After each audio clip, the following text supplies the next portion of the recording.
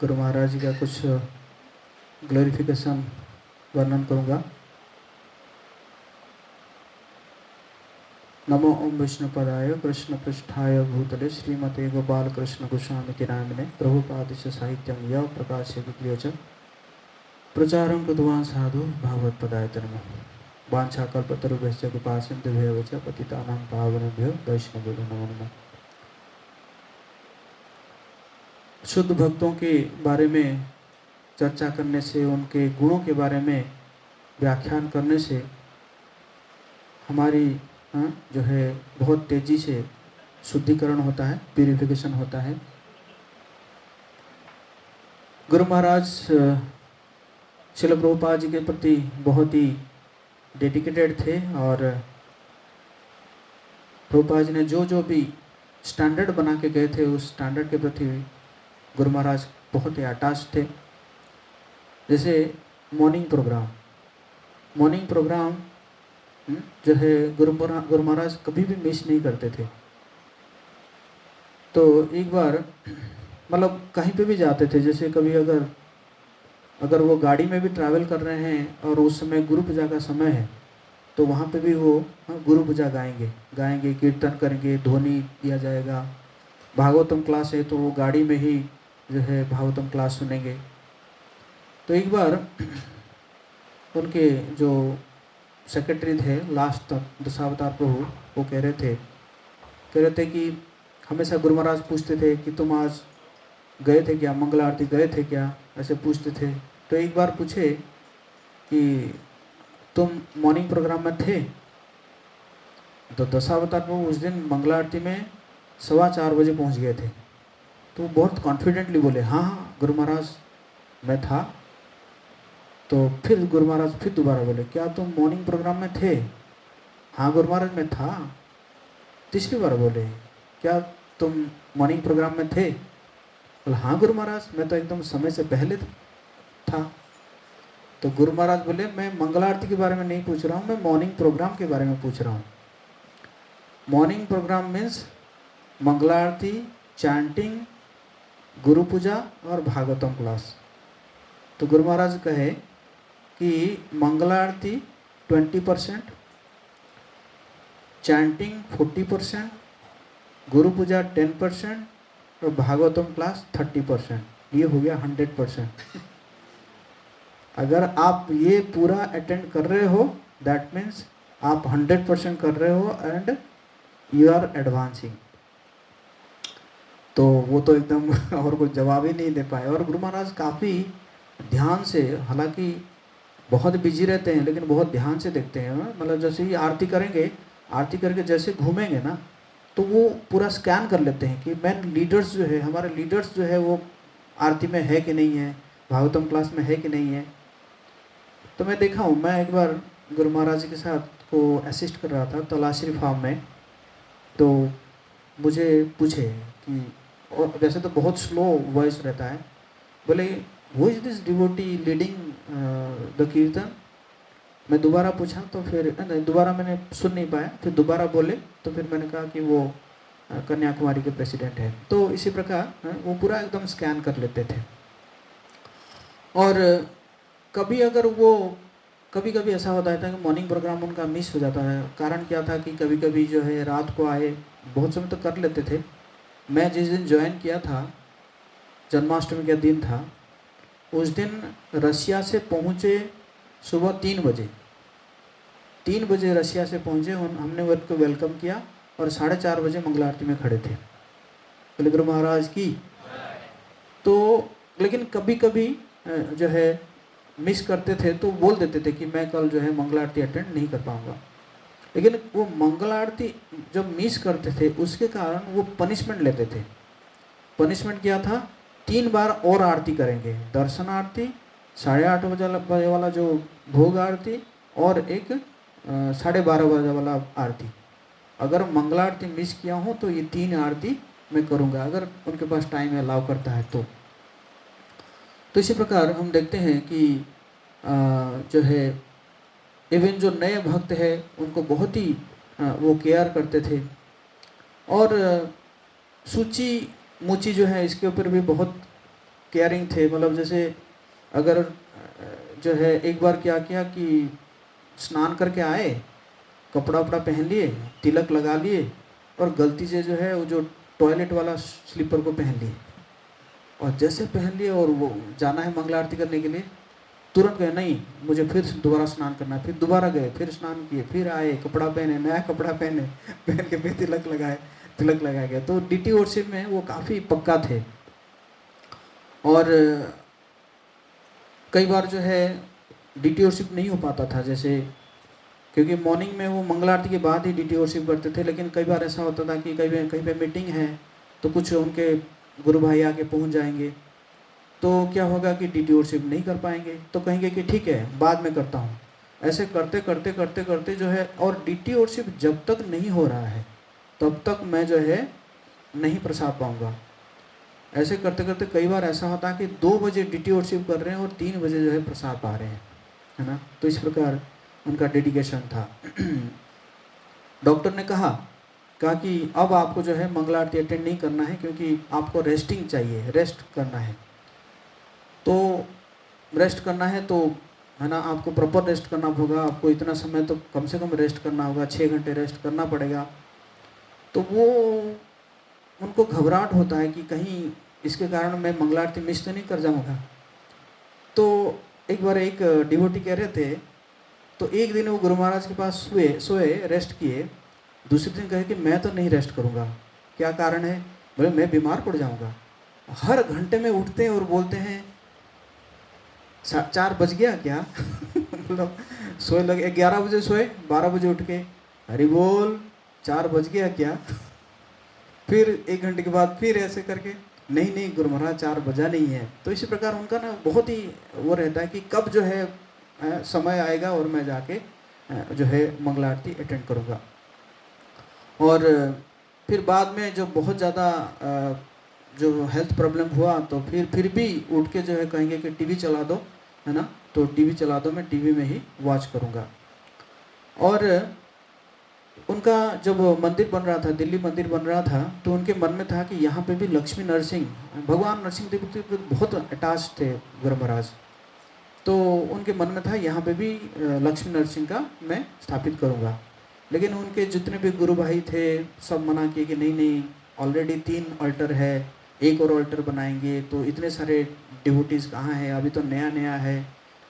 तो गुरु महाराज, हालांकि उनकी इच्छा थी, लेकिन उन्होंने मतलब वो उनके गुरु भाइयों के प्रसन्नता के लिए उस इच्छा को दबा दिया उन्होंने। लेकिन ऑर्डर कर दिए थे, जो नरसिंह भगवान का जो विग्रह बनाने के लिए ऑर्डर कर दिए थे, पैसा भी दे दिए थे। तो क्या किया जाएगा, फिर उस विग्रह को गिफ्ट किए मणिपुर टेम्पल में। तो अभी भी जो मणिपुर टेम्पल में जो लक्ष्मी नरसिंह है वो तो उनका ही ऑर्डर डीटी है। फिर बाद में धीरे धीरे करते करते उनका लास्ट डिजायर वो 2023 में इंस्टॉल करके ही गए। उनका जो इच्छा था उसको दिल्ली मंदिर में वो स्थापित करके ही 2024 में वो जाते हैं। और रात को जब सोते हैं हमेशा जो नरसिंह कवच का बुक है, हालांकि उनको पूरा याद था, लेकिन वो किताब को देखे के जो है पढ़ेंगे। और बहुत समय में बहुत ही थक जाते थे, तो कई बार होता था कि करते करते भी ना झपकी आ जाता था। फिर जो है उसको क्या करते थे, माथे में 3 बार लगाते थे, लगा के फिर रेस्ट करते थे। मतलब नरसिंह प्रेयर का बुक और एक अलार्म क्लॉक, ये 2 चीज़ जो है उनके पास रहेगा। अलार्म क्लॉक में भी ऐसा था कि वो उसको है ना, उसको बार बार देखते थे, लाइट ऑन हो जाता था, देखते थे कि टाइम जो है कितना टाइम हुआ है। तो कहने का मतलब है, कई बार मैं भी देखता हूँ, कई बार मैं सोने जाता हूँ ना, जाके बेड पे पहुँचने के बाद याद आता है, अरे जब आज प्रणाम नहीं किया, बेड के ऊपर ही मैं प्रणाम करता हूँ। लेकिन मैंने भी देखा हूँ जो है लास्ट तक भी वो जहाँ पे रेस्ट करते थे, वहाँ पे एक राधा गोविंद जी का बड़ा फोटो है, तो वहाँ पे भी ऐसे झुक के प्रणाम करते थे, सबको डीटी को प्रणाम करते थे, प्रणाम करके ही जाके वो रेस्ट करते थे। तो ये हमने देखा है। और जो है और भगवान मायापुर के जो नरसिंह भगवान है उनके प्रति तो बहुत अटैच थे वो। और मायापुर जाते थे, वो गौर पूर्णिमा के समय में जाते थे, 15-20 दिन के लिए जाते थे। और तो उनका इतना विरह था, साल भर का जो कोटा है उसको पूरा करने के लिए वो क्या करते थे, सुबह शाम सुबह शाम सुबह शाम जो है वो नरसिंह भगवान का आरती करते रहेंगे, मतलब पूरा साल का कोटा जो है वो 15-20 दिन में कंप्लीट कर लेंगे आरती करते करते भगवान नरसिंह देव का। और उनका था कि मैं कहीं पे भी जाऊंगा सेवा के लिए ही जाऊंगा, है ना। जैसे मैं देखता हूँ कई भक्त जो है प्लानिंग करके चले जाते हैं, यहाँ चले जाते हैं, वहाँ चले जाते हैं, लेकिन वो अगर जाएंगे कहीं पे भी जाएंगे सेवा के लिए ही जाएंगे। तो जैसे नरसिंह जो है भगवान नरसिंह देव का आविर्भाव दिवस है, उसमें कैसे जाएंगे, मेरी कोई सेवा है कि नहीं है, तो पहले फ़ोन करके बोलेंगे कि मेरा 3-3 लेक्चर रखो एक हिंदी में, एक इंग्लिश में, एक रशिया में, 3-3 लेक्चर रखो, ताकि हाँ ठीक है मैं सेवा के लिए ही आ रहा हूँ, है ना। तो इसी कारण क्या हुआ कि बाद में जो उनके जो सर्वेंट लोग थे वो और कहीं जा ही नहीं पाए, जगन्नाथपुरी नहीं जा रहे, 8-10 साल हो गया जगन्नाथपुरी नहीं जा रहे हैं, यहाँ नहीं जा रहे वहाँ नहीं। तो बोले गुरु महाराज आपको तो जगन्नाथपुरी जाना चाहिए। नहीं कोई सेवा नहीं है क्यों जाऊँगा। तो फिर वो दशावतार प्रभु जो है वो जो कांग्रीगेशन के वो जो यात्रा कोऑर्डिनेटर है उनको बोलते हैं कि ऐसा है हम जो हर साल का जो यात्रा है उसको धाम में रखेंगे, तो धाम में रखें तो अपने आप ही वो आएंगे यात्रा में आएंगे तो उसे हम भी चले जाएंगे। तो फिर वो हुआ, तब जाके वो उडुपी, जगन्नाथपुरी, रामेश्वरम, जो है जो अलारनाथ, ये क्या नाम है, श्रीनाथ द्वारा, ये सब जगह में हो गए। मतलब इसका मतलब उनको धाम इसीलिए जाते थे कि इसलिए कि सेवा करने के लिए जाते थे। तो क्या हुआ कि भक्त लोग सोचते थे कि महाराज एक टीवी लगा दें, नहीं नहीं टीवी की क्या ज़रूरत है, टीवी की क्या ज़रूरत है। तो क्या हुआ कि जो है एक बार क्या हुआ कि भगवान नरसिंह देव का आविर्भाव दिवस था और उस समय मायापुर में बहुत ही स्टॉर्म आया था। तो स्टॉर्म आया था तो सारे फ्लाइट कैंसिल हो गए, तो सारे फ्लाइट कैंसिल हो गए, लेकिन उनको तो जाना है, बहुत प्रयास कर रहे हैं कि कुछ कह रहे कि दशावतार देखो ये फ्लाइट होगा वो फ्लाइट होगा, ऐसे कह रहे हैं। वहाँ से फ़ोन आया जयप्रताप स्वामी महाराज कहे कि आपको नहीं आना है, माना स्टॉर्म है यहाँ पे नहीं आना है। भक्ति पुरुष स्वामी महाराज का फ़ोन आया कि महाराज आपको नहीं आना है, बहुत ही ख़राब स्थिति है यहाँ पे। लेकिन फिर भी ठीक है देखता हूँ। फिर कहते हैं कि दशावतार को कोई कहते हैं कि सुबह देखिएगा तो अगर मिल जाएगा तो कोई, तो ऐसे करते करते बिल्कुल नहीं हुआ। फिर सुबह उठ के एकदम बोल रहे हैं कि दशावतार देखो ना कोई फ्लाइट होगा तो दशावतार को बोले आपको अभी 2 घंटा लगेगा एयरपोर्ट जाने में, 2 घंटा लगेगा कोलकाता पहुंचने में, कोलकाता से 3 घंटा लगेगा मायापुर पहुंचने में, 7 घंटे में तो अभिषेक खत्म हो जाएगा तो कैसे जाएंगे। फिर माने तो रहे। फिर उस समय तो टीवी नहीं था, तो उनके पास एक मोबाइल था और उस समय यूट्यूब में दिखा, तो जो है तो दशावतार प्रभु लगा दिए कि वो जो है अभिषेक स्टार्ट हो गया। और जैसे उनको पता चला कि वो अपने रूम में थे, मतलब हो सकता है कि बोल सकते दशावतार मोबाइल यहाँ ले आओ, ये ना कह के वहीं से चल के दशावतार प्रभु के रूम में आ गए, दिखाओ मुझे। और जैसे देखे तो दंडवत प्रणाम किए, है ना। तो बोल रहे कि पहली बार मैंने देखा कि मोबाइल में कोई विग्रह को देख के जो है क्या कर रहा है, दंडवत प्रणाम कर रहे हैं, वो दंडवत प्रणाम कर रहे हैं, वो देख रहे हैं। तो देख के वो बहुत ही एक सेंटेंस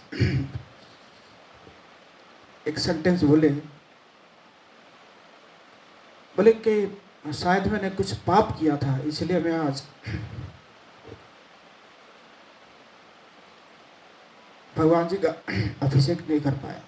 सो ये सेंटेंस बहुत ही हैवी रहता है हमारे लिए, हमारे जैसे साधकों के लिए, कि how he was so humble and he was feeling so down to अर्थ।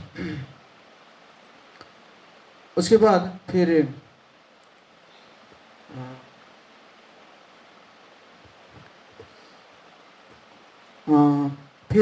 जो है तो गुरु महाराज जाने के बाद भी भक्त लोग ज़्यादा और कनेक्टेड फील कर रहे हैं उनके विरह में।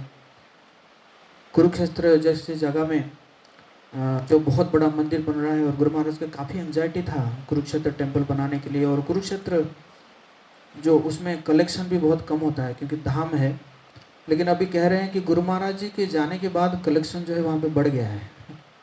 गोपाल कृष्ण स्वामी महाराज की। और लास्ट में मैं बस यही कह के विराम दूंगा कि प्रभुपाद जी के प्रति इतने, मतलब Prabhupada ji was everything for him, है ना। तो इतना रिस्पेक्ट देते थे, इतना रिस्पेक्ट देते, कोई सोच भी नहीं सकता, इनकॉन्सेप्टेबल। प्रभुपाद जी का जो रिंग था जिसमें प्रभुपाद जी थे, और प्रभुपाद जी ने जो उनको वॉच दिया था, हालांकि वो वॉच कई बार खराब हो जाता था, है ना, काफ़ी दिन पुराना हो गया था, लेकिन फिर भी उसको पहनेंगे वो। लेकिन उसको आप देखेंगे कि राइट हैंड में वो पहनते थे, है ना, जबकि हम यूजुअली हम वॉच किस हैंड में पहनते हैं, लेफ्ट हैंड में, है ना, बट वो राइट हैंड में इसलिए पहनते थे, ये रिस्पेक्ट देने के लिए प्रभुपाद जी को, कि उनका रिंग है और उनका वो है, मैं किस में पहनूंगा, राइट हैंड से पहनूंगा, है ना। और एक बार जो है बुक मैराथन था, और बुक मैराथन था तो सब बनाते हैं, वो जो स्वेटर बनाते हैं, उस समय स्वेटर बनाते हैं, तो उस स्वेटर में जैकेट बनाते हैं ना, जैकेट बनाते हैं, और वो पीछे लिखा जाता है शिल प्रभुपाद बुक मैराथन लिखा जाता है। तो जो बनाया था, जो स्पॉन्सर किया था, उसके मन में एक इच्छा था कि ये मैं क्या करूँगा कि एक पीस कम से कम बढ़िया बनाया था, ताकि गुरु महाराज पहने, एक कम से कम एक बार तो पहने। तो उसको लेकर आए, कि बोले कि गुरु महाराज जो स्पॉन्सर किए हैं, इसको दिए हैं, आपको पहनने के लिए दिए हैं। तो देख के कहते कि नहीं, मैं इसको नहीं पहन सकता। क्यों? बोले शिल प्रभुपाद का नाम पीछे लिखा हुआ है, और मेरे बैक साइड में कैसे हो जाएंगे प्रभुपाद जी, और इसको पहन के मैं वॉशरूम कैसे जाऊंगा। और मतलब जब भी ना वो वॉशरूम जाते थे, तो तुमको जो रिंग है, वो रिंग को खोल के ही जाते थे, रिंग को खोल के किसी को देंगे और फिर जाएंगे। तो इस प्रकार हम देखते हैं कि वो कितने डेडिकेटेड है, और हाँ मतलब कितने रिस्पेक्ट था उनका अपने गुरु के प्रति। तो हम प्रार्थना करेंगे उसी प्रकार का रिस्पेक्ट हमें उनके प्रति भी हो, हम भी उतने लॉयल बने उनके प्रति। और मैं ऐसे फील कर रहा हूँ कि शायद मैं ज़्यादा उनका गुणगान नहीं कर पाया हूँ, तो इसलिए मैं आप सबका आशीर्वाद चाहता हूँ, और मैं सोच रहा हूँ उनके गुणगान के ऊपर एक सीरीज बनाऊँ, और रोज़ कुछ ना कुछ उनका गुणगान करूँ,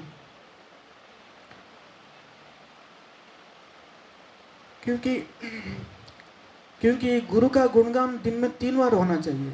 ध्यायम तो वस्त्र या शस्त्री संध्यम, गुरु का गुणगान दिन में 3 बार करना चाहिए। लेकिन हम इतने दुर्भाग्यशाली है कि साल भर में वो भी एक ही बार हम कर पाते हैं। तो आप सब मुझे आशीर्वाद दीजिए, मेरी इच्छा है कि मैं रोज उनका गुणगान कर सकूं। परम पूज्य गोपाल कृष्ण महाराज की। अभी हम पुष्पांजलि करेंगे, उसके बाद आरती होगी, उसके बाद फिर प्रसाद। हरे कृष्णा कृष्णा कृष्णा हरे हरे, हरे राम राम राम।